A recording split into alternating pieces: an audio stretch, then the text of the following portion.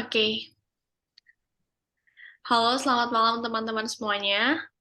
Selamat datang di ruang Zoom kami. Di sini kami akan mempresentasikan hasil diskusi kami terkait relief yang ada di Candi Penataran. Sebelum masuk ke dalam pembahasan, izinkan kami memperkenalkan nama kelompok kami yang sudah tertera di layar PPT. Bisa dilihat sendiri.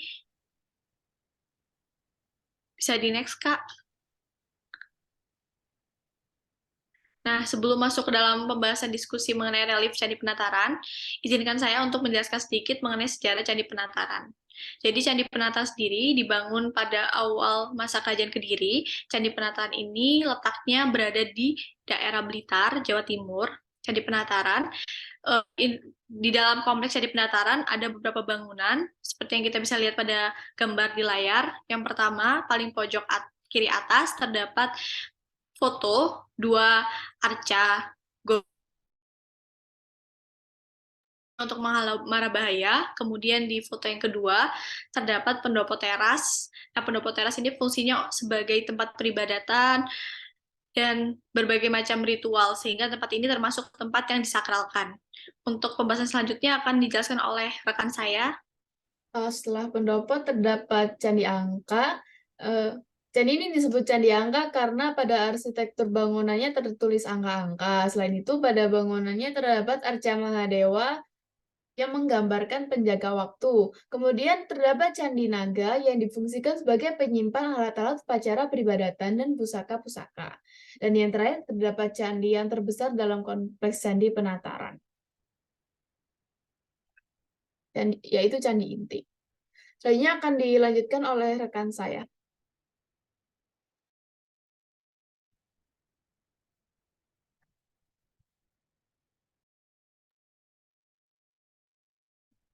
Oke, pada adegan pertama yaitu tersebutlah seorang satria putra, seorang Pandawa yang anak dari Sadewa atau Sudamala bernama Raden Sidapaksa.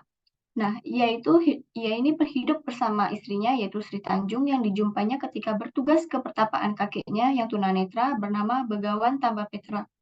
Nah, Sidapaksa ini memohon izin kepada istrinya untuk meninggalkannya karena harus pergi diutus oleh raja yang diabdi yang bernama Raja Sulakrama. Selanjutnya akan dibahas oleh rekan saya.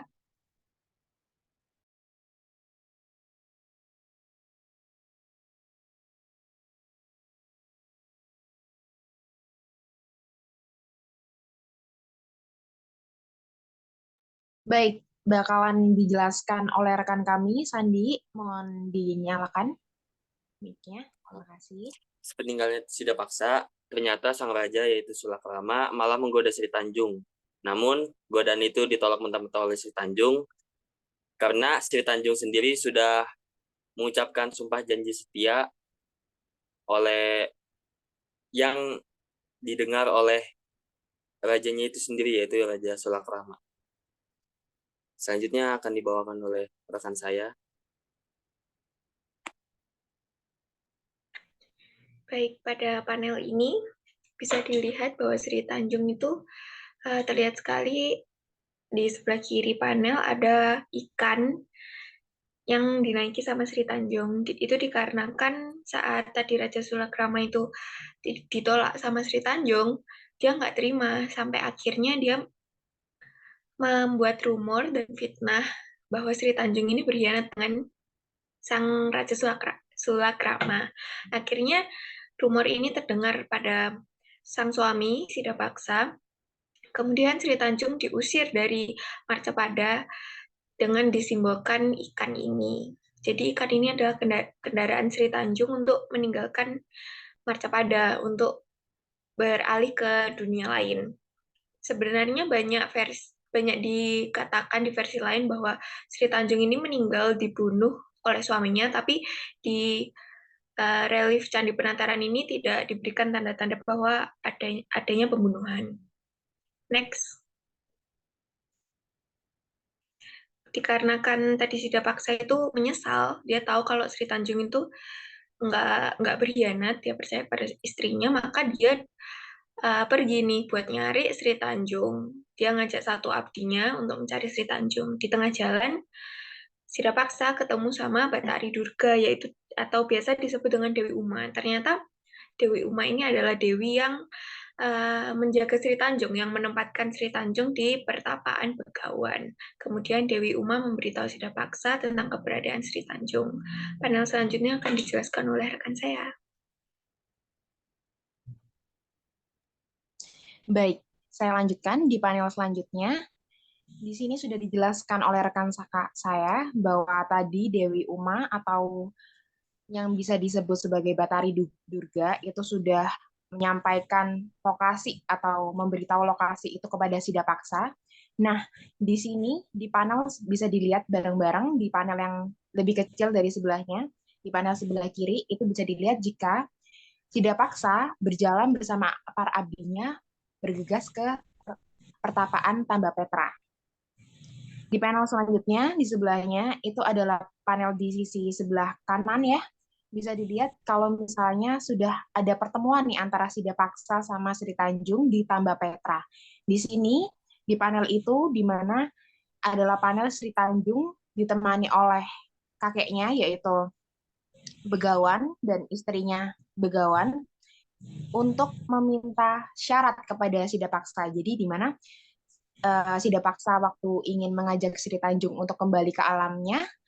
Nah, di sini Sri Tanjung, Sri Tanjung tidak ingin hanya ikut gitu. Dia ingin bahwa ada syarat tertentu supaya dia bakalan kembali ke Marcapada. Di sini Sri Tanjung meminta bahwa dia harus menghukum Sulakrama, maka dia akan kembali ke Marcapada. Selanjutnya, di sini Sidapaksa sudah mulai mengiyakan nih Sri Tanjung, baiklah saya akan melakukan apa syaratmu itu. Maka Sidapaksa kembali ke Marcapada untuk menghukum Raja Sulakrama. Hukumannya yaitu dengan membunuh Sulakrama dan mengambil mahkotanya. Setelah mengambil mahkotanya, dia kembali lagi nih ke alam lain buat nyerahin mahkota itu kepada Sri Tanjung. Di situ dilihat bahwa di panel sebelah kiri itu bisa dilihat kalau misalnya Sri Tanjung diberikan mahkota pada Sidapaksa. Di situ mahkotanya berada di meja kecil ya. Nah, sebagai pembuktian kalau misalnya Sidapaksa sudah menghukum Sulakrama. Karena sudah terbukti nih bahwa Sulakrama sudah dihukum oleh Sidapaksa, maka Sri Tanjung kembali ke Marcapada. Dan di sini di panel sebelah kanan, dia melakukan sungkem kepada melakukan sungkem kepada Sidapaksa, di mana Sidapaksa ini sebagai perwujudan kalau misalnya Sri Tanjung sudah menerima Sidapaksa di hidupnya kembali. Baik, sudah selesai presentasi kami hari ini, dan di selanjutnya adalah bukti kami yang berada di Candi Panataran. Dan di sebelah kiri, mohon maaf, teman kami berhalangan hadir pada saat itu dan akhirnya menyusul. Seperti itu. Baik, selanjutnya.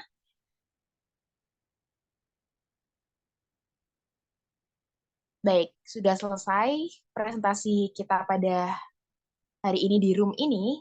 Terima kasih, mohon maaf jika ada salah-salah kata dan perbuatan dari kelompok kami. Wassalamualaikum warahmatullahi wabarakatuh.